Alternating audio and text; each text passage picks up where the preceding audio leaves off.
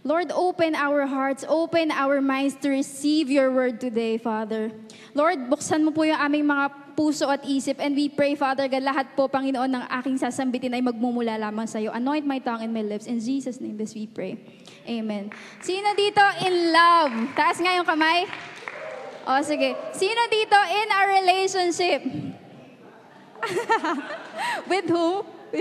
O, sige. Lahat ng in a relationship, para sa inyo to. At dun sa mga wala pang relationship, mas lalong para sa inyo to. Sige, sino dito familiar dun sa story? The prodigal son. Yan, familiar na familiar. Bata pa lang, sa Sunday school pa lang, alam na alam niyo. Nakingiti si Angeline. Alam na alam ko na tong the prodigal son. Ngayon, babalikan natin yung storya ng prodigal son, okay? Nabasa nyo kanina, naintindihan nyo ba? Medyo Tagalog. Kasi, syempre, kailangan maintindihan natin lahat. Medyo mahilig kasi ako mag-English, kaya gusto ko Tagalog yung papabasa ko sa inyo. The prodigal son, meron isang tatay. Sino dito may tatay? Lahat naman siguro may tatay, di ba? O, sige. Meron isang tatay na may dalawang anak, isang panganay, tsaka isang bunso. And one time, siguro matanda na itong tatay, siguro gumawa siya ng last will and testament niya. Tapos, itong bunsong anak, sabi niya ngayon doon sa tatay niya, Dad, I want to get my mana already. Because I want to go somewhere else. I want to spend the mana na ibibigay mo sa akin. Bigay mo na sa akin, Dad. I really want that so bad. Sabi nung bunsong anak na lalaki. So, itong dad, binigay niya ngayon dun sa anak niya. Napaka-spoiled nitong anak na to. Napaka-spoiled. Sino ba dito spoiled sa inyo? Yan. Very spoiled. O, sige. Yun, spoiled siya at binigay sa kanya ngayon yung mana niya. At nagpunta yung anak na lalaki doon sa malayong lupain. Doon niya winaldas lahat ng pera na binigay sa kanya ni daddy, ni rich daddy. Doon siguro, winaldas niya yung pera. Paano ba natin masabing winaldas? Siguro hindi maganda yung paggamit niya kasi winaldas nga. Siguro ng babae siya doon, ng chicks siya doon. Siguro naglasing siya doon. Ganon niya inubos yung pera niya. At dumating yung panahon na wala na siyang pera. Naubos na yung pera niya kasi nga hindi siya nag-ipon. Winaldas niya yung pera niya kasi naniniwala siya, yun yung makapagpapasaya sa kanya. Okay? So, naubos yung pera nitong anak na lalaki. Nung naubos yung pera niya, okay, ano nangyari? Nagkaroon pa ng taggutom dun sa lugar na yon. Napakamalas naman. Naubos na kayong pera mo, nagkaroon pa ng taggutom doon sa lugar na pinuntahan mo. Okay, nagpakalayo-layo ka na nga para doon ka mamalagi, doon ka magsaya, pero naubos pa yung pera niya at nagkaroon ng taggutom. Anong ginawa niya ngayon? Anong ginawa niya? Ha? Nagtrabaho siya sa isang pakainan ng baboy, okay? Yun, ang baho, di ba? Yak. Sige, doon siya nagtrabaho, nagpakain siya doon ng baboy, at ultimo siya, wala na siyang makain. Yung pagkain na ng baboy, yung kinakain niya, kahit mga punong kahoy, hindi pa siya binibigyan, hindi pa siya inaabutan ng mga tao, wala na siyang makain. So, ang nangyari, naalala nitong prodigal son yung kanyang tatay. Ay, oo nga pala, mayaman nga pala si daddy. I will go back to my daddy na lang. I will go back to him. Tapos, doon na lang ako, okay na kahit alipin niya ako. Kasi yung alipin niya, ang daming pagkain doon. Nakita ko yung pwesto ng mga alipin nila, ang dami nilang kinakain doon. Babalik na nga lang ako doon sa daddy ko. So, pag uwi niya, malayo pa lang siya, no? Andyan yung daddy niya sa pwesto ni Ate Elaine. Ayun, mas malayo pa doon. So, palapit pa lang siya dun sa bahay nila, nakita na siya nung daddy niya. At anong ginawa nung daddy niya? Sinampal siya, ganon. Anong ginawa? Niyakap. Patakbong lumapit sa kanya. Sino pa pwedeng tumakbo dito? Maki, dun ka. Okay. Sige. Sige. Hindi naman yayakapin. Sige, patakbong lumapit si daddy. Takbo. Tapos, sino ba yung prodigal son? Sige, patakbong lumapit si daddy, tapos niyakap niya, kinis niya yung prodigal son. Anong sabi nitong prodigal son? Daddy, hindi ako karapat-dapat na tawaging anak mo kasi nagkasala ako sa'yo. Okay na sa akin kahit alipinin mo na lang ako. Pero anong sabi ni Daddy? Sabi niya, alipin, go here, Yaya. Go here, Yaya. Get some, robe. Get some robe.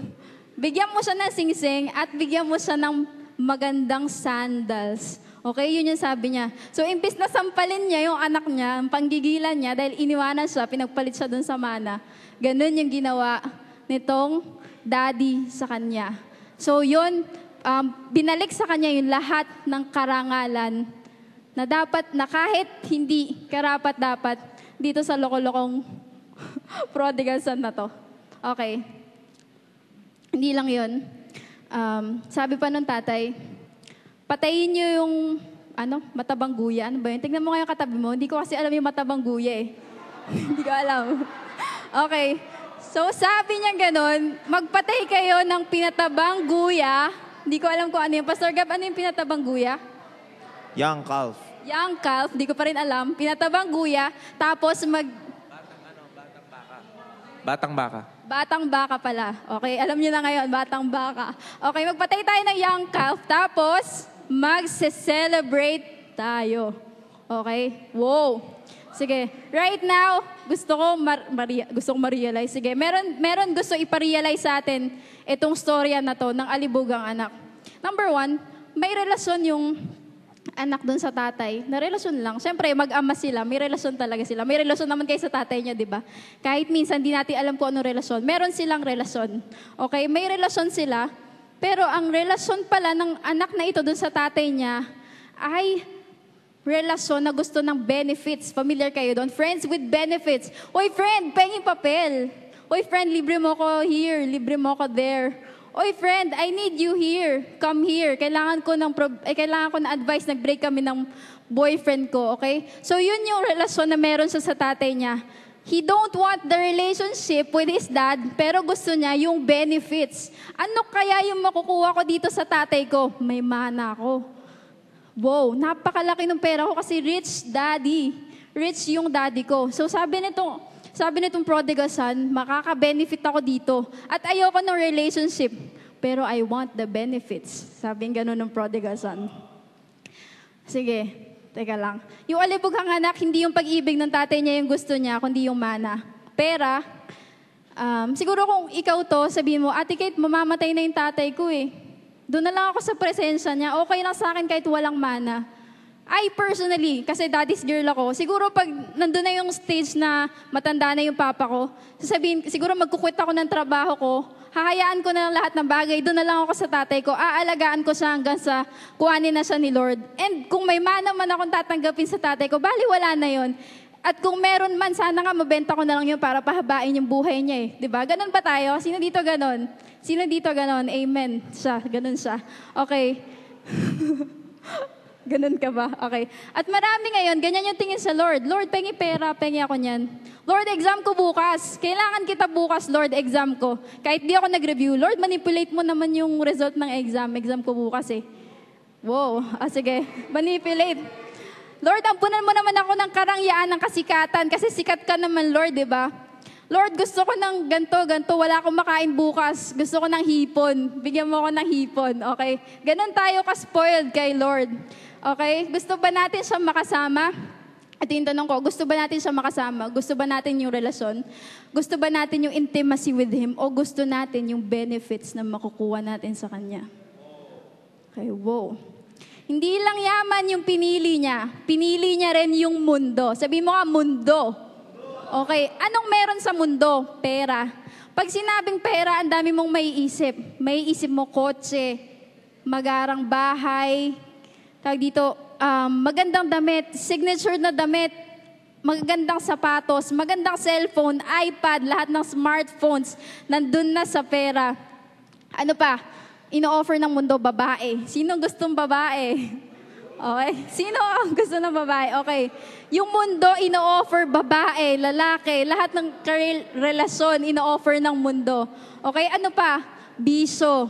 Nung panahon ng prodigal son, siguro ang bisyo nun alak. Pero ngayon, dami ng bisyo. Yossi, Dota, Yossi, Dota, Yossi, Dota, Ragnarok, Yossi, yon. Ano pa ba? Pornography. Ayan, lahat ng addiction, binibigay na ngayon ng mundo. Yung prodigal son, pinili niya yung mundo. Pinili niya yung ino-offer ng mundo rather than the presence of his father. Okay? The prodigal son didn't think of his father. Kasi kung ako yun, siyempre may isip ko, wag ko na kayang hingin yung mana. Sira ulo ko naman, hingin ko yung mana, boy pa nga yung tatay ko eh. Diba? Ganun tayo. Pero itong prodigal son, hindi niya inisip kung anong mararamdaman ng father niya doon sa pag-iwan niya, doon sa father niya. Yung sarili niya inisip niya. He was so selfish, gusto niya lang yung kasiyahan niya, hindi yung tatay niya. Okay? Nung gumawa siya ng kalokohan, hindi niya naisip yung mararamdaman ng tatay niya. Pero, nung walang-wala na siya, doon niya naisip na kailangan niya pala yung tatay niya. Nung walang-wala na siya, wala na siyang damit, wala na siyang mga kaibigan, siyempre wala na siyang pera, wala na siyang sapatos na maganda, wala na siyang kahit ano, doon niya lang naalala, may tatay nga pala akong rich.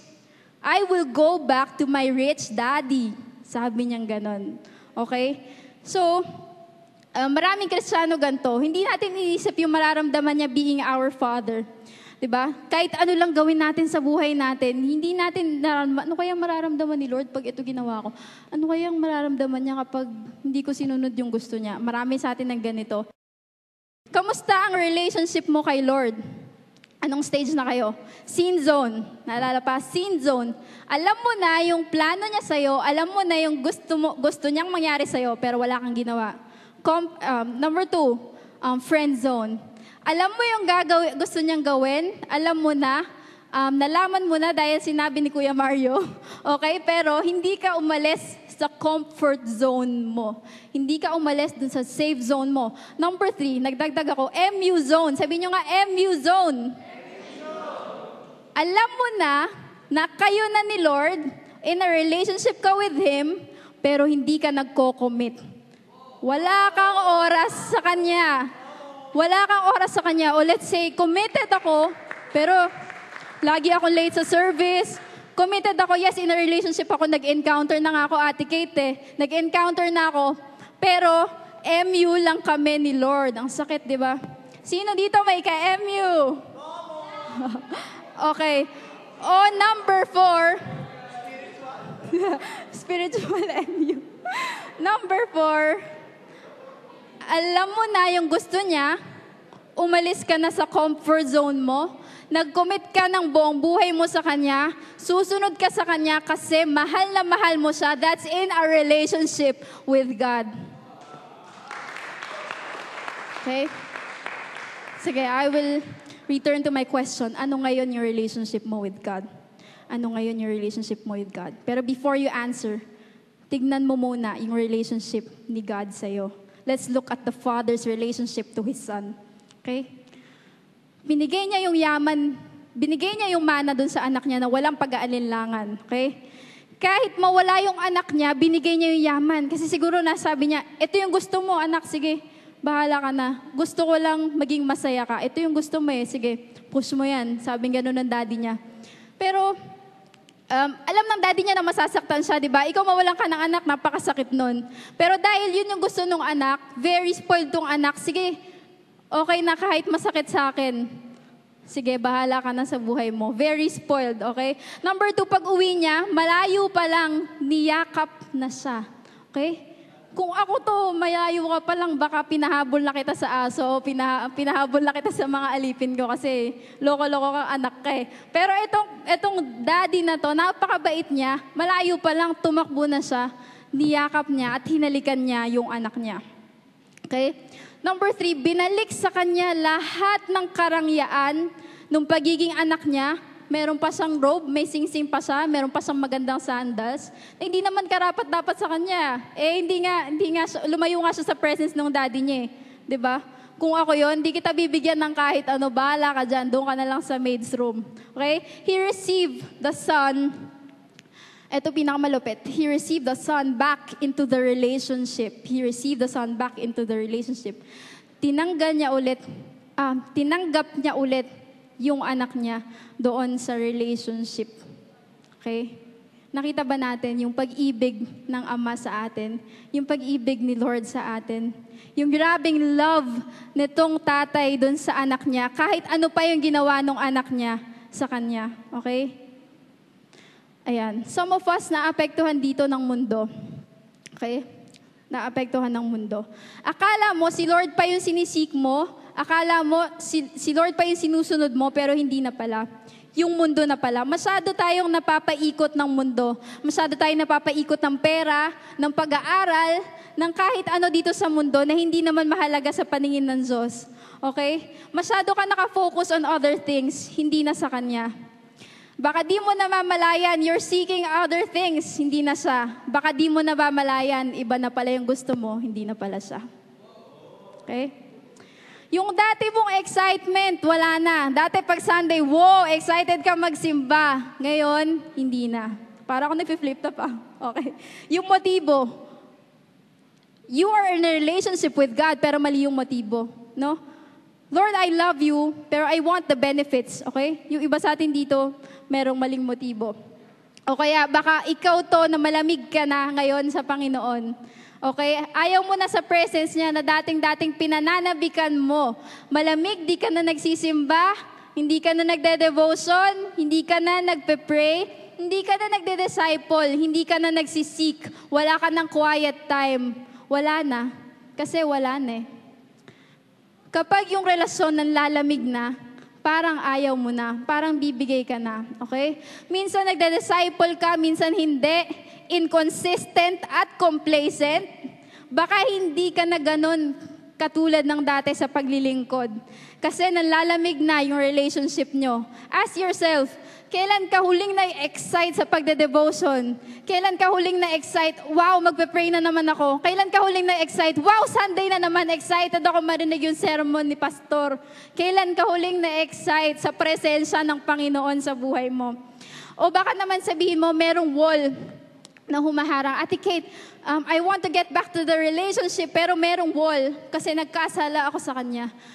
Meron akong ginawang nakakadiri, nakakasukwa, hindi nakalulugod sa pangalan niya. Nakapagsinungaling ako, nakapagnakaw ako, nakanood ako ng porn. Ganito yung ginawa ko, Ate Kate. Hindi ako makabalik sa relationship kasi merong wall. Hiyang-hiya na ako kasi ganito yung ginawa ko sa kanya. Kapatid, if you think that the sin you are in right now is so pleasurable. The sin you are in right now is so pleasurable. Just like the prodigal son, nahihiya ka sa ginawa mo. Siguro iniisip mo, you can't get back to the relationship. Okay? Hindi ka makalapit dahil sa ginawa mo. Nakakadiri because you've done something horrible. Hindi nakalulugod sa kanya. Meron kang pinanghahawakan, ayaw mong bitawan. At kahit bitawan mo ngayon dahil sinabi ni Ate Kate o dahil kinonvict ka ni Lord, next day, babalikan mo. Next week, babalikan mo. Next month, babalikan mo. Why? Because you're loving it. You love it so much, you want it so much. I tell you this, young people, wala nang mas pleasurable pa kaysa sa pagkilala sa Panginoon. Being intimate with the Father is more pleasurable than the sin you are in right now. Amen. At wala nang sasarap pa sa pagkilala sa Kanya. Despite the challenges ng pagkilala sa Kanya, there is joy, there is peace, there is love. Nandun na lahat. There is satisfaction and there is pleasure in knowing Jesus intimately in your life. Okay? Sin can make you happy temporarily. Yes, I agree. But God can make you happy eternally. Okay? Right now, we will now pray. But I want you to see the value ng Diyos na gustong makipagrelasyon sa'yo.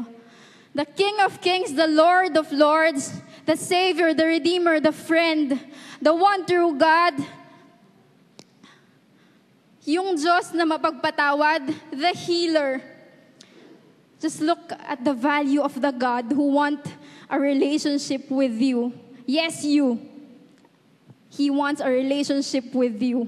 Tignan mo yung relasyon mo sa Kanya, doon sa relasyon na meron siya sa'yo.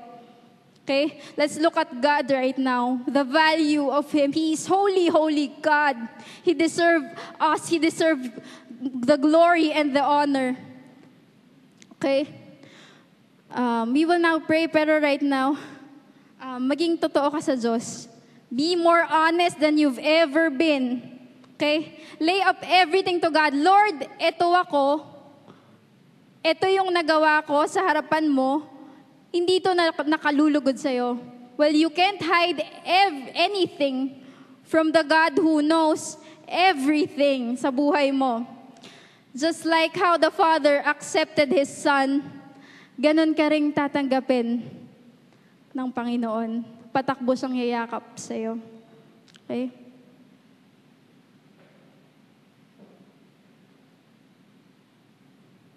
God, Jesus, was also tempted. He was 40 days and 40 nights na nagfa-fast. Meron sa kanya, pumunta sa kanya si Satan at sabi sa kanya ni Satan, gawin mong tinapay itong bato na to. Kasi gutom na gutom si Jesus nun eh. Gawin mong tinapay itong bato na to. Pero sabi ni Jesus, hindi lang sa tinapay nabubuhay ang tao. No, Satan, I'd rather want my Father than what you are offering to me. Okay? Tinempt siya ulit. Dinala siya sa tuktok ng bundok. Mapapasayo lahat ng nakikita mo. Ino-offer sa kanya ni Satan yung buong mundo. Sabi ni Satan, lumuhod ka lang sa akin. Sabi ni Jesus, no. Wala akong gugustuhin kundi yung Father ko. The presence of my Father is enough for me. Hindi ko kailangan lahat ng ino-offer mo. All I want is God's love and His presence in my life. Sige, right now I'll give you 2 minutes to pray. Just pray. Just pray.